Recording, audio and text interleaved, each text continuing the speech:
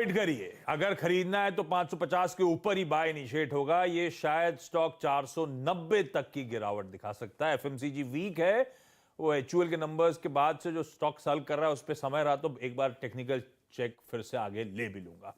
लेकिन डाबर के अलावा बाकी के रिजल्ट्स गुड बैड अगली ज्यादा नतीजे थोड़े से निराशाजनक दिखाई दे रहे हैं। क्रॉम्पटन ग्रीव्स के साथ शुरुआत करेंगे, जहां पर प्रॉफिटेबिलिटी में करीब करीब 18% तक का हिट आता हुआ दिखाई दिया। 130 करोड़ के आसपास का मुनाफा आया है। रेवेन्यू हालांकि 22% बढ़ा है। एबिटा लेवल पर आप देखेंगे तो करीब 10% का प्रेशर देखने को मिला। 193 करोड़ पर ये सिमट कर रह गया और साथ ही साथ मार्जिन जो 15.5% के थे वो 11% पर आए हैं। तो क्लियरली प्रेशर था।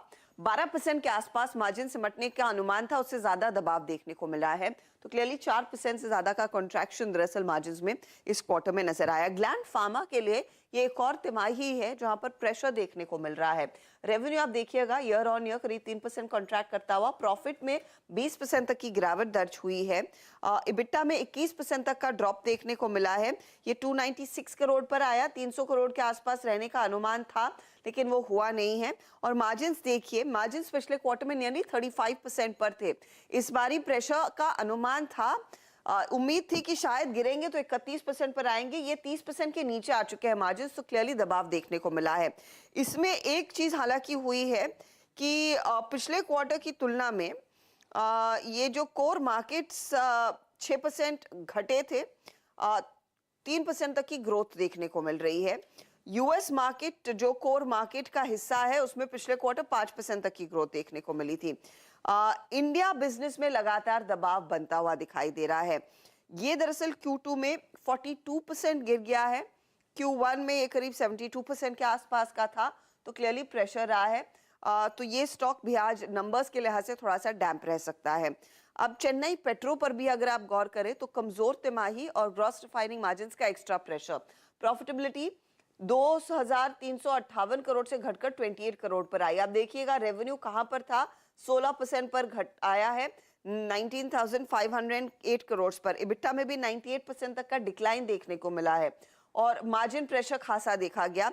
जीआरएम्स पर अगर आप ध्यान देंगे, इस तिमाही में 4.44 बैरल के आसपास तक का प्रति बैरल का जीआरएम है, जो लगभग पिछले साल इसी क्वार्टर में $25 के आसपास था। तो यहाँ पर क्लियरली वो प्रेशर देखने को मिला है। तिरुमलाई केमिकल्स का भी प्रदर्शन खराब, प्रॉफिटेबिलिटी 32% घटी है।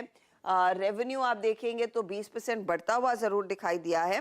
साथ ही साथ आप गौर करें इबिटा में 27% तक की गिरावट है और मार्जिन 17% के 10% पर आ गए। तो खराब तिमाही। दो अच्छे नतीजे हैं, एक तो सेंचुरी टेक्सटाइल, यहाँ पर प्रॉफिट में 60% तक की ग्रोथ आई है, करीब 72 करोड़ का मुनाफा, 21% तक का इजाफा रेवेन्यू में दर्ज हुआ है, 1211 करोड़ पर यह आंकड़ा आया।